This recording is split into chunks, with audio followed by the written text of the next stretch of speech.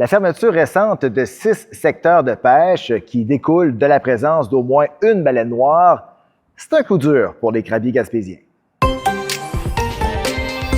Ces interdictions, en vigueur pour 15 jours, obligent les pêcheurs de crabe des neiges à déplacer leur casier.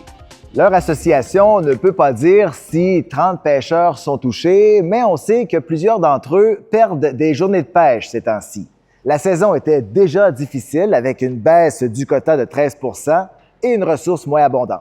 La baleine est apparue extrêmement rapidement cette année, là. Puis ça a eu de l'impact là, dès le début parce que toute la présence des fermetures, comme par hasard, c'est où il y a la présence, où il y avait de la pêche, là. La situation a aussi des conséquences pour les transformateurs, notamment l'usine E. Gagnon et Fils de Sainte-Thérèse de Gaspé.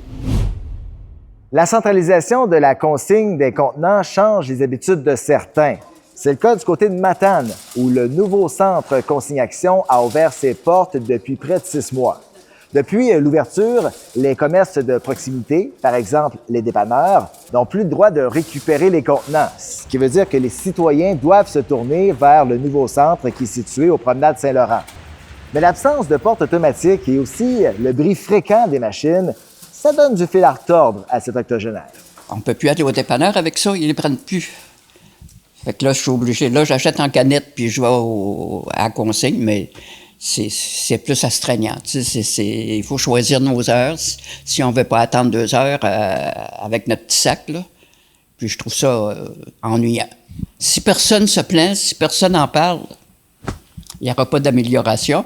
Parce que souvent, on arrive, là, puis il y a juste une machine, hein, il y en a une de brisée.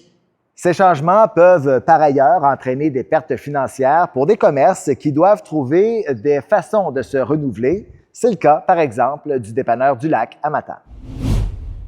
Et en terminant, du côté des îles de la Madeleine, la destination a obtenu une certification Green Step de niveau or qui reconnaît son engagement en matière de tourisme durable. Elle est la première à l'obtenir au pays. Et ça, c'est le travail de plusieurs organisations madéliniennes. Et c'est tout pour aujourd'hui. À demain!